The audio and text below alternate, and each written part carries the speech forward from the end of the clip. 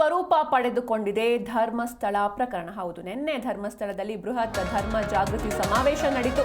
ತೀವ್ರ ಸ್ವರೂಪ ಪಡೆದುಕೊಂಡಿದೆ ಧರ್ಮಸ್ಥಳ ಪ್ರಕರಣ. ಧರ್ಮಸ್ಥಳದಲ್ಲಿ ಬೃಹತ್ ಧರ್ಮ ಜಾಗೃತಿ ಸಮಾವೇಶ ನಡೆದಿದೆ. ಧಾರ್ಮಿಕ ಮುಖಂಡರ ನೇತೃತ್ವದಲ್ಲಿ ನಡೆದಂತಹ ಸಮಾವೇಶ ಇದು. ಧರ್ಮ ಜಾಗೃತಿ ಸಮಾವೇಶದಲ್ಲಿ 8 ನಿರ್ಣಯಗಳನ್ನು ತೆಗೆದುಕೊಳ್ಳಲಾಗಿದೆ. ಸುಳ್ಳು ಸುದ್ದಿ ಹಬ್ಬಿಸಿದವರ ವಿರುದ್ಧ ಕಠಿಣ ಕ್ರಮಕ್ಕೆ ಆಗ್ರಹಿಸಲಾಯಿತು. ಯೂಟ್ಯೂಬ್ ಚಾನೆಲ್ಗಳ ವಿರುದ್ಧ ಕಾನೂನು ಕ್ರಮಕ್ಕೆ ಒತ್ತಾಯಿಸಲಾಗಿದೆ. ಶ್ರೀ ಕ್ಷೇತ್ರ ಧರ್ಮಸ್ಥಳದ ವಿರುದ್ಧ ಅಪಪ್ರಚಾರಕ್ಕೆ ತೀವ್ರವಾದಂತಹ ಖಂಡನೆ ವ್ಯಕ್ತವಾಗಿದೆ. ಎನ್ಐಎ ತನಿಖೆಗೆ ವಹಿಸುವಂತೆ ಸ್ವಾಮೀಜಿಗಳು ಈಗಾಗಲೇ ಅಮಿತ್ ಶಾಗೆ ಮನವಿಯನ್ನ ಕೂಡ ಮಾಡಿದ್ದಾರೆ. ಮತ್ತೊಂದು ಕಡೆ ಎನ್ಐಎಗೆ ವಹಿಸುವಂತೆ ಬಲವಾದ ಆಗ್ರಹ ಕೂಡ ಕೇಳಿ ಬರ್ತಾ ಇದೆ. ಹಿಂದೂ ಧಾರ್ಮಿಕ ನಂಬಿಕೆಗಳಿಗೆ ಘಾಸಿ ಮಾಡಿದ್ರೆ ಕಠಿಣ ಕ್ರಮ ಕೈಗೊಳ್ಳುವುದಾಗಿ ಎಚ್ಚರಿಕೆಯನ್ನ ಕೂಡ ನೀಡಲಾಗಿದೆ. ನಿನ್ನೆ ಧರ್ಮಸ್ಥಳದಲ್ಲಿ ಈ ಒಂದು ಬೃಹತ್ ಧರ್ಮ ಜಾಗೃತಿ ಸಮಾವೇಶ ನಡೆದಿತ್ತು.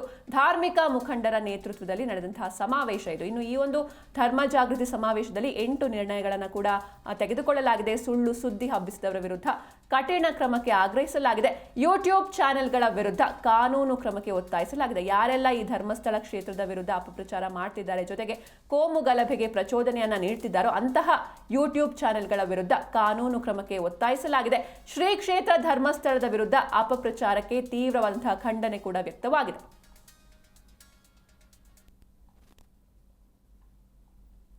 ಇನ್ನು ಧರ್ಮಸ್ಥಳದ ಅಪಪ್ರಚಾರದ ಬಗ್ಗೆ ವೀರೇಂದ್ರ ಹೆಗ್ಗಡೆ ಅವರು ಕೂಡ ಬೇಸರವನ್ನ ಹೊರಹಾಕಿದ್ದಾರೆ.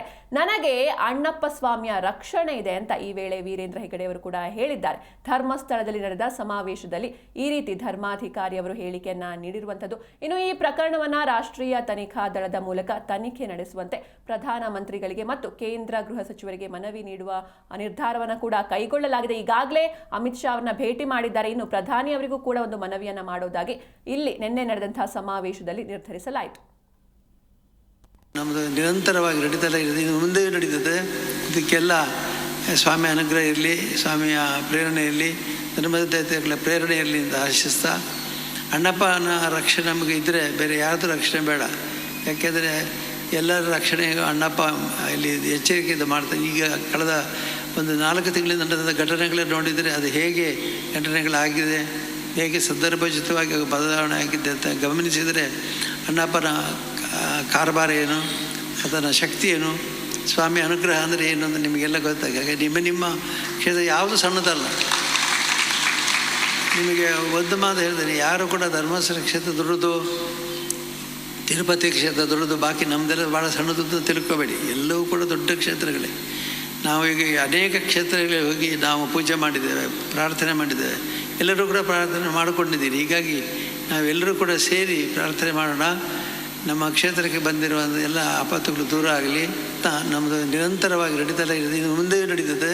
ಇದಕ್ಕೆಲ್ಲ ಸ್ವಾಮಿ ಅನುಗ್ರಹ ಇರಲಿ, ಸ್ವಾಮಿಯ ಪ್ರೇರಣೆ ಇರಲಿ, ಧರ್ಮದೇವತೆಗಳ ಪ್ರೇರಣೆ ಇರಲಿ ಅಂತ ಆಶಿಸ್ತಾ, ಅಣ್ಣಪ್ಪನ ರಕ್ಷಣೆ ನಮಗೆ ಇದ್ದರೆ ಬೇರೆ ಯಾರ್ದು ರಕ್ಷಣೆ ಬೇಡ.